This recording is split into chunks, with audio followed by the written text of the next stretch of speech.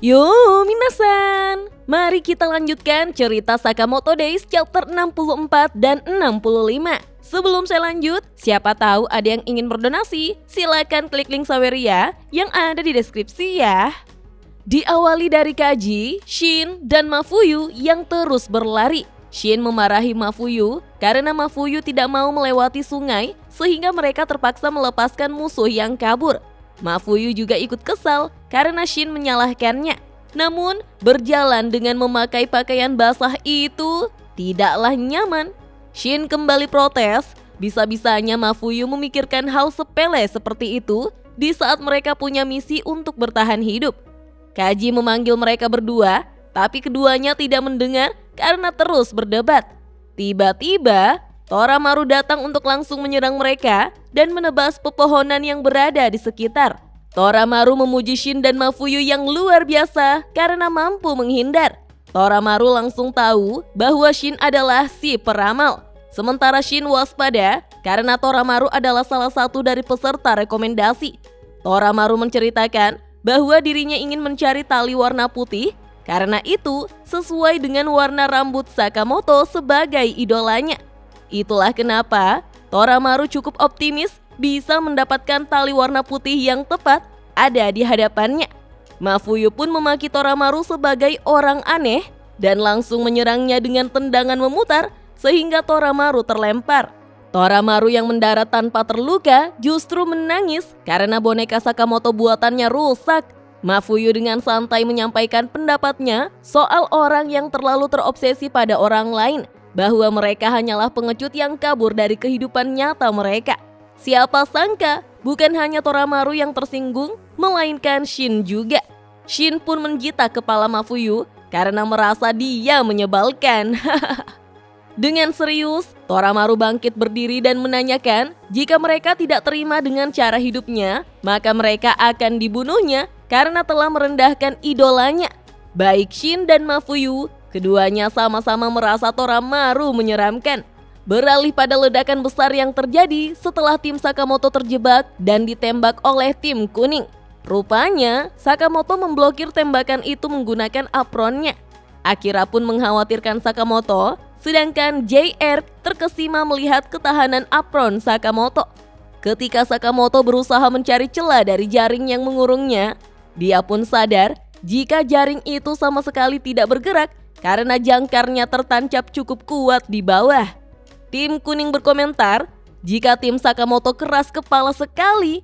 Namun, peserta yang cerdas di tim kuning mengatakan agar mereka tidak perlu terburu-buru. Ini hanyalah masalah waktu. Untungnya, mereka tidak memiliki senjata khusus. Jadi, mereka tidak boleh lengah pada seekor tikus yang tengah terpojok. Dia pun memerintahkan agar rekan timnya terus menembak. Di saat Sakamoto berusaha dengan sekuat tenaga membuat celah pada jaring, JR justru menangis meminta maaf karena dirinya lah yang telah membuat mereka bertiga jadi begini. Akira juga bingung dengan apa yang harus mereka lakukan. Namun Akira pun didorong oleh Sakamoto keluar dari celah jaring yang telah dibuatnya. Itu juga karena Akira sangatlah kurus. Sayangnya, mereka terus ditembaki, membuat Sakamoto menyuruh Akira untuk segera lari meskipun rambutnya sudah keriting akibat serangan musuh. Peserta tim kuning bahkan sempat mengkhawatirkan tim Sakamoto yang bisa mati jika mereka terus menembakinya. Tapi peserta tercerdas dalam tim kuning tidak mempermasalahkannya. Di beberapa kasus, terdapat kondisi di mana menyelesaikan misi lebih penting daripada menyelamatkan sebuah nyawa. Selain itu, membunuh mereka adalah cara paling simpel untuk merampas tali mereka tanpa meninggalkan sebuah dendam. Akira yang berada di luar kembali menanyakan apa yang harus dia lakukan. Sakamoto pun menyerahkan tali tim mereka pada Akira dan menyuruhnya segera pergi. Namun lagi-lagi mereka ditembaki oleh musuh, membuat Akira berpikir bahwa dia tidak bisa meninggalkan rekan timnya begitu saja. Akira harus bertarung. Siapa sangka tim kuning berjalan mendekati mereka. Akira yang bertatapan langsung dengan mereka justru ketakutan. Peserta tercerdas dalam tim kuning menjelaskan, dalam pertarungan antar binatang di hutan, siapa yang pertama kali mengalihkan pandangannya, maka sudah dipastikan dialah yang akan kalah. Dia penasaran apakah hal tersebut juga berlaku pada diri seorang pembunuh bayaran. Akira pun berpikir bahwa mustahil dia bisa melakukannya. Akira tidak ingin menyakiti orang lain. Sakamoto pun menegur Akira, terkadang kabur adalah pilihan terbaik di saat situasi terasa tidak memungkinkan. Akira tidak perlu khawatir karena mereka akan baik-baik saja. Tiba-tiba, Akira mengingat perkataan yang sama dengan Sakamoto yang pernah diucapkan oleh seseorang di masa lalu padanya. Akira terus berpikir bahwa dia tidak ingin berdiam diri dan kehilangan orang-orang yang dia cintai. Jika Akira tidak melakukan sesuatu, teman-temannya akan mati. Akira berusaha mengumpulkan tekadnya dan membuka matanya. Jika kehilangan orang-orang yang dia cintai adalah harga yang harus dia bayar karena melarikan diri, maka dia bersedia menjadi seorang pembunuh. Kita pun diperlihatkan tatapan Akira yang sangat menyeramkan dan mulai bergerak secara cepat untuk menyerang musuh yang ada di hadapannya.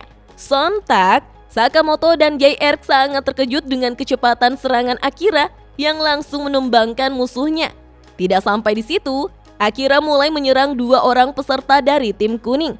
Tetapi dengan cepat, Sakamoto keluar dari jaring untuk menahan Akira.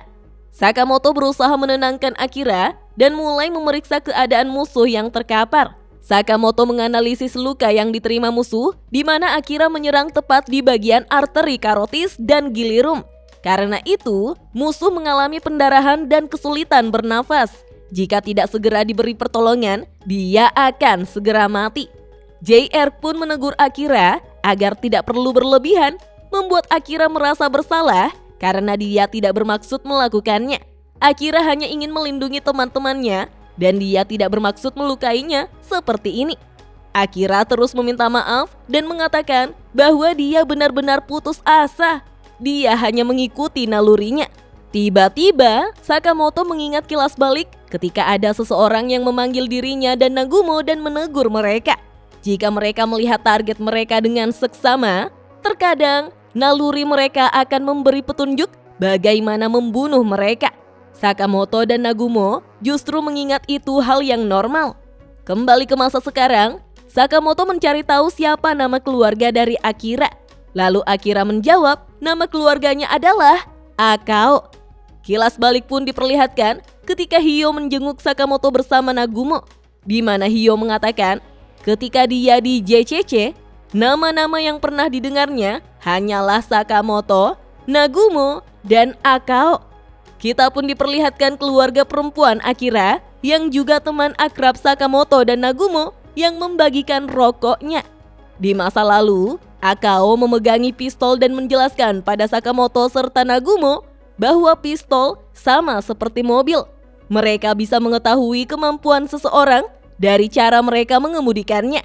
Dan coba lihatlah, mereka adalah tipe orang yang gampang gugup saat disuruh melewati gang kecil. Akao pun memaki Sakamoto dan Nagumo yang payah. Nagumo mengomel, jika rasanya seperti orang goblok, apa hebatnya menembak target mati? Sakamoto pun membenarkannya. Mana ada orang yang mau menyia-nyiakan pelurunya untuk menembak target mati. Akao dengan kesal memaki mereka sialan dan menembak mereka. Padahal merekalah yang menantang Akao untuk uji kebolehan. Akao pun meminta mereka untuk membelikan makan siang seperti yang mereka janjikan atau mereka akan dibunuhnya. Kembali ke masa sekarang, Akira memanggil Sakamoto yang termenung. Sakamoto pun menanyakan apakah Akira memiliki hubungan dengan Rion Akao. Akira pun terkejut karena Sakamoto mengenalnya. Akira menjawab bahwa Rion adalah bibi Akira. Tujuan Akira masuk ke JCC adalah untuk mencarinya. Sakamoto pun terkejut mendengarnya. Beralih ke lokasi Shin, Mafuyu, dan Kaji yang berhadapan secara langsung dengan Toramaru. Ketiganya terus berlari dan menghindari serangan brutal Toramaru. Namun, Toramaru merasa ini menyenangkan serta ingin melihat sejauh mana kemampuan mereka. Mafuyu pun mengajak Shin untuk membunuh Toramaru, tetapi Shin mengingatkannya bahwa dia datang bukan untuk membunuh seseorang. Shin lalu menegur Kaji yang merupakan salah satu dari peserta rekomendasi. Apakah Kaji bisa menghentikan gadis itu? Siapa sangka Kaji menjawab bahwa dia tidak bisa melakukannya. Yang terpenting saat ini, mereka harus kabur dulu. Mafuyu pun kembali membujuk Shin untuk membunuh gadis itu, tetapi Shin menegaskan bahwa dia tidak mau. Kalau Mafuyu mau, kenapa tidak melakukannya saja sendiri? Mafuyu membela diri bahwa mereka satu tim. Namun Shin justru menanyakan, kenapa Mafuyu berbeda sekali dengan dirinya saat berada di pesawat yang bertingkah sok kuat? Kaji berusaha menghentikan pertengkaran Shin dan Mafuyu, tetapi Kaji diabaikan karena mereka terus berdebat. Shin dan Mafuyu pun terlempar dari serangan kuat Toramaru yang menghancurkan pohon di belakang mereka, lalu langsung terjatuh dari tebing ke sungai di bawah mereka. Melihat itu, Toramaru pun hanya bisa mengeluh. Ketika Shin dan Mafuyu terbawa arus, Kaji lalu menarik keduanya dari dalam air dengan menaiki batang pohon. Keduanya pun berterima kasih pada Kaji. Mafuyu pun kesal karena dia merasa mabuk laut. Shin lalu menanyakan, kenapa Toramaru begitu terobsesi pada Sakamoto? Kaji tidak mengetahuinya, tetapi siapa sangka Toramaru sudah berada di dekat mereka dengan bergelantungan pada tali. Shin sangat terkejut dengan Toramaru yang sudah mirip seperti monyet. Dengan menggunakan tali, Toramaru pun bergerak dengan cepat untuk langsung melompat tepat ke arah Shin. Toramaru berteriak bahwa Sakamoto adalah dewa baginya. Saat pertama kali Toramaru bertemu dengan Sakamoto, jantungnya terus bergetar tanpa henti. Gaya bertarungnya sungguh dinamis dan mempesona. Dia seperti sosok manusia yang berbeda. Toramaru mencoba mencari lagu yang cocok dengan idolanya, jadi dia belajar untuk mendengarkan berbagai lagu. Toramaru menyemir rambutnya dan mencoba belajar berdandan agar terlihat cantik di matanya, serta hobi mengoleksi bonekanya. Toramaru belajar berkomunikasi agar suatu saat nanti, jika dia bertemu dengan Sakamoto, dia bisa berkomunikasi dengan lancar dan akhirnya menjadi temannya. Berkat Sakamoto, hidup Toramaru menjadi berwarna.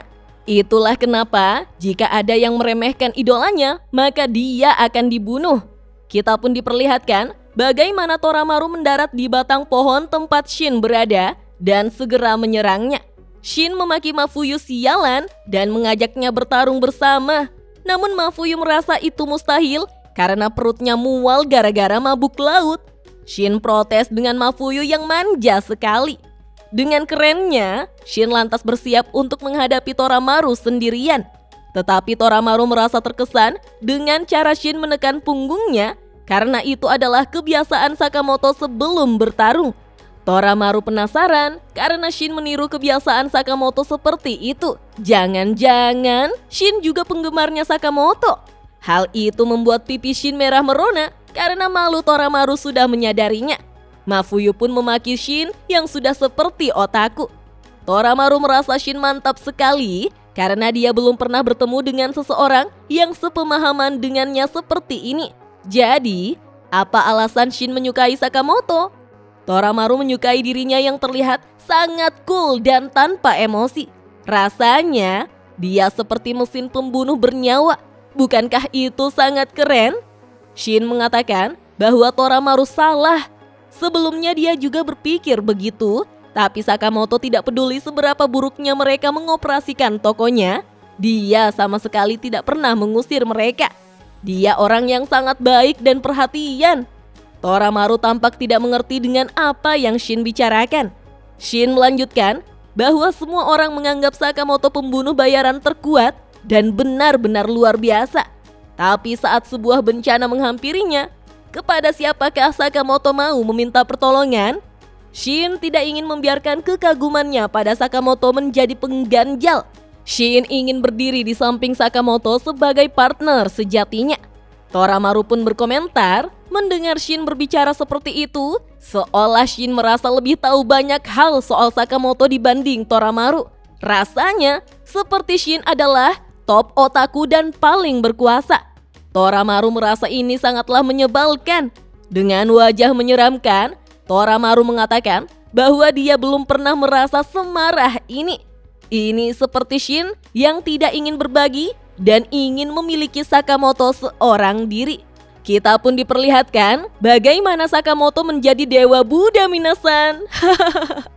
Toramaru berterima kasih pada Dewa Sakamoto untuk kesekian kalinya. Dewa Sakamoto telah menganugerahinya dengan emosi baru.